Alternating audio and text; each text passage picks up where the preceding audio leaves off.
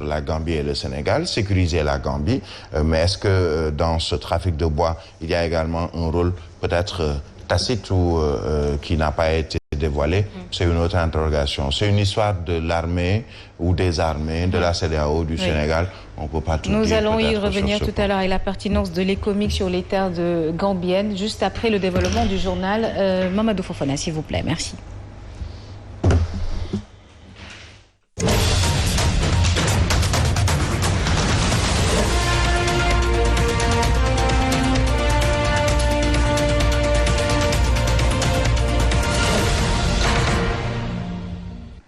Il est 7h et vous êtes sur Zik FM et Sen TV. Un plaisir de vous retrouver dans ce journal. Rebonjour Mumbai. Rebonjour à vous Yassine. Nous accueillons encore Abba Diatta pour Traffic News. Voici Traffic News. Rebonjour Abba Diatta. Bonjour Yassine Seck. Très cher, où est-ce que vous êtes? Voilà, nous sommes passés par la route des Niayes et des véhicules du côté de Pikine peuvent progresser du côté de Koronar, ensuite d'autres baïkos du côté de Guédiawaye aussi, nous avons aussi Technopole B, maintenant progresser vers l'échangeur, du côté aussi du baïko du côté du rond-point 6 aussi, nous avons progressé pour Pikine au niveau de l'intersection, il faudra patienter, si vous voulez l'intersection d'un côté baïko, Pikine a commencé au poisson, il a passé au niveau du rond-point du Technopole, il faut en dessus, c'est dégagé, nous avons progressé au rond-point Cambérène, mais qui s'ouvre pour ceux qui souhaitent progresser vers le péage. Au niveau de Yenibaye Kofofle aussi, vous pouvez progresser, mais aussi du rond-point Cambérène. Beaucoup de complications vous attendent à ce niveau, Yassine Seck. C'était Traffic News. Merci beaucoup Abba Diatta. Nous vous le disions tantôt avec ce ouf de soulagement pour les 7 otages militaires détenus par Salif Sadio depuis plusieurs jours. Un ouf de soulagement aussi pour leur famille et l'État du Sénégal. Ils ont tous retrouvé donc la liberté ce lundi en début d'après-midi à Banjul, ou plutôt à Baïpond, un village situé dans le nord Sindia, le long de la frontière sénégalo-gambienne.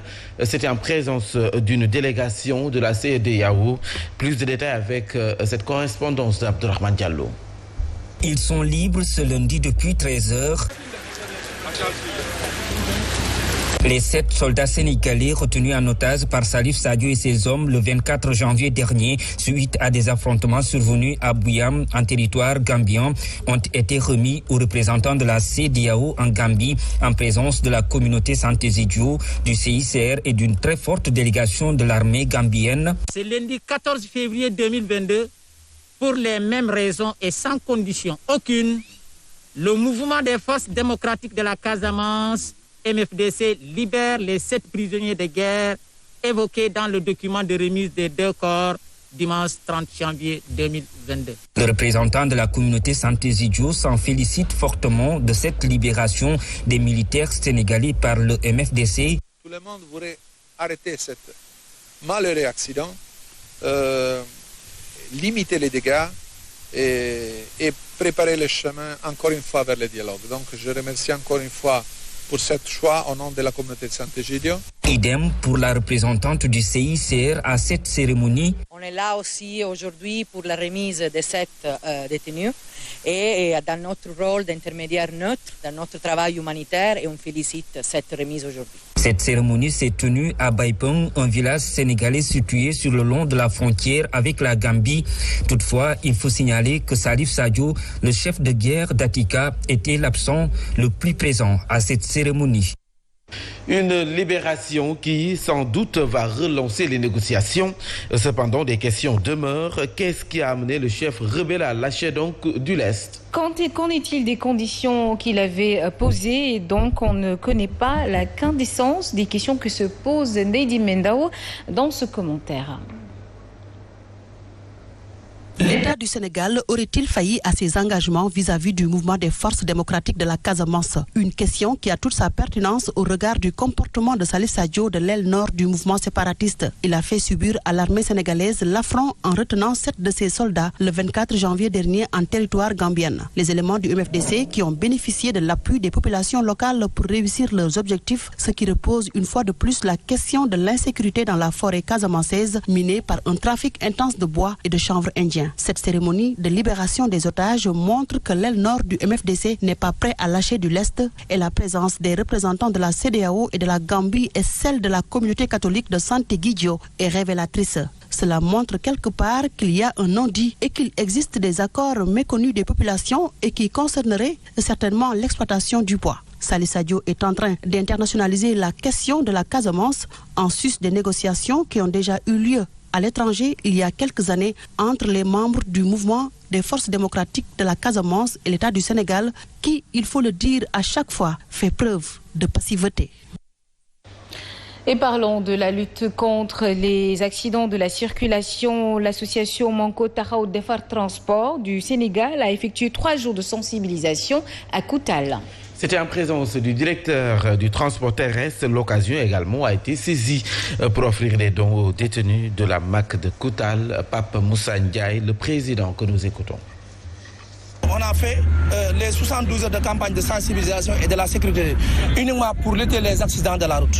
Parce que les accidents sont très nombreux, mais par contre on a constaté depuis 2 ans il y a une réduction sur les accidents.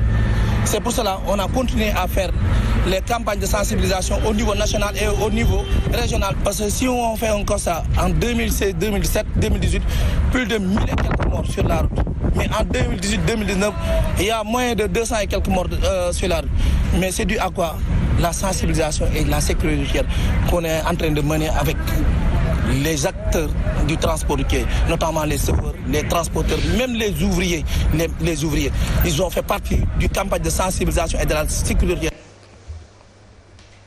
Et nous parlons éducation, donc malgré les négociations en cours, le QCMC et le SAEMS ont entamé donc depuis hier leur 9e plan d'action, la revalorisation du régime indemnitaire des enseignants. Principale revendication continue d'être la pomme de discorde. Le gouvernement soutient avoir fait des propositions qui ont un impact budgétaire de 69 milliards de francs CFA, une somme que refute le secrétaire général du QCMC.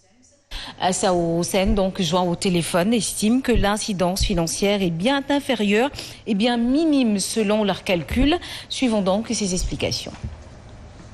Nous avons nos propres calculs parce que si tu dis par exemple l'indemnité d'enseignement est ramenée à tel niveau avec une défiscalisation d'indemnité de logement, avec une augmentation à 100% de l'indemnité de recherche documentaire, nous faisons le calcul automatiquement pour voir le montant que cela donne. Mais le montant que le ministère a annoncé et celui que nous avons après nos calculs, c'est différent. Ça, c'est la vérité. C'est pourquoi nous sommes revenus leur demander leurs documents. Ils n'ont pas voulu nous donner leurs documents. Alors, c'est la raison pour laquelle nous avons dit qu'il y a anguille sous roche. Et puisque ce n'est pas clair, nous ne pouvons pas l'accepter. L'État parle de 69 milliards. Écoutez, la seule chose que je sais et que je peux lire, c'est le résultat sur le bulletin de salaire des PS, des PCM et des PM.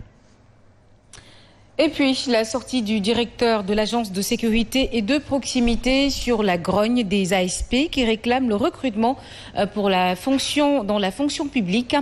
Biram Faye salue l'engagement de ces jeunes, 8 ans au service de la nation. Cependant, il rappelle les principes, la durée d'engagement qui est de 4 ans, 2 ans renouvelables. Il revient également sur le caractère exceptionnel de la prolongation de leur contrat d'engagement par le chef de l'État. Suivons ses explications. Bon, pour les ASP, je rappelle seulement que la durée de l'engagement légal, c'est de 4 ans. 2 ans renouvelables une seule fois. C'est le président qui a bien voulu leur accorder une prolongation à caractère exceptionnel. Donc, le statut des ASP ne leur permet pas, encore une fois, de procéder à des grèves. Nous sommes conscients des sacrifices qu'ils ont rendus à la nation en acceptant de répondre à l'appel du chef de l'État. 8 ans d'engagement civique, patriotique, 8 ans au service de la nation, mais quand même, je rappelle les principes. Et sur les principes, nous sommes intransigeants. De toute façon, c'est des jeunes engagés, c'est des jeunes patriotes, c'est des jeunes qui n'ont plus rien à prouver sur le plan du civisme. C'est des jeunes qui ont pris à l'appel du chef de l'État. C'est des jeunes qui se sont sacrifiés pendant 8 ans au profit de toute la nation.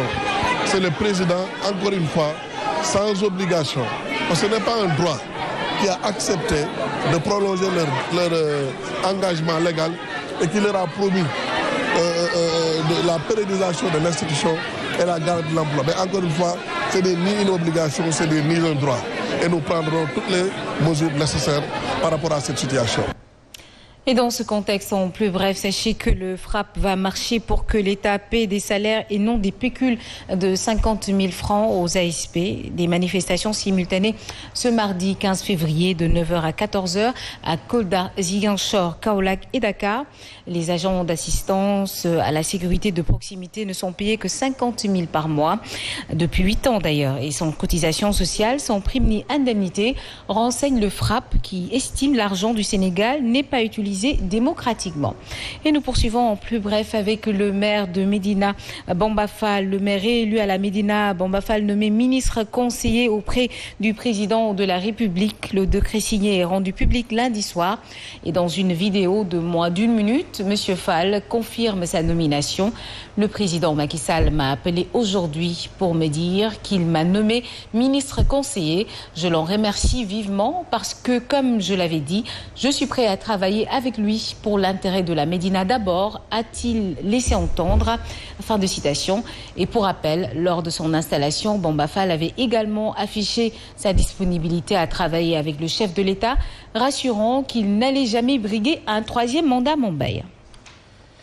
Et puis, à présent, Cap-sur-Mbour, installé dans ses nouvelles fonctions, le maire de Saly, Ousmane Gueye, compte placer son quinquennat sous le signe de la modernisation de la ville de Saly. En collaboration avec l'appui du gouvernement du Sénégal pour faire de la commune de Saly une ville attractive, mais aussi renforcer la sécurité. Ousmane Gueye, maire de Saly, est ici avec Alioune Badara Sonko, notre correspondant. Ce mandat sera placé sous le signe de la continuité, mais aussi de la modernisation de la ville de Saly. Vous savez qu'on a toujours collaboré avec les autorités étatiques. D'ailleurs, même c'est l'occasion pour moi de vous annoncer la livraison du lycée de Saly en collaboration avec les autorités du ministère de l'Éducation nationale.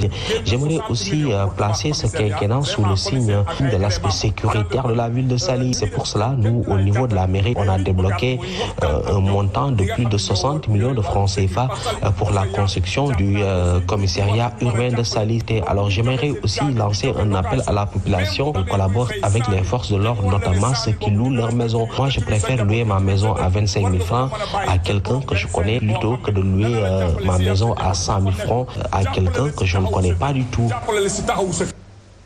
Et nous restons toujours à Mbour avec ces séries d'installations des nouveaux élus. C'est le cas à Sandiara où le maire Serigne Gueye Diop a été installé dans ses fonctions. Il compte donc s'inscrire dans la continuité des grands projets pour l'industrialisation de la commune de Sandiara. Nous l'écoutons avec notre correspondant à Mbour, Alioune Badara Sonko. De Sandiara est en mission. Notre bureau municipal est un bureau de mission, un bureau de combat, un bureau de lutte pour le développement contre la pauvreté.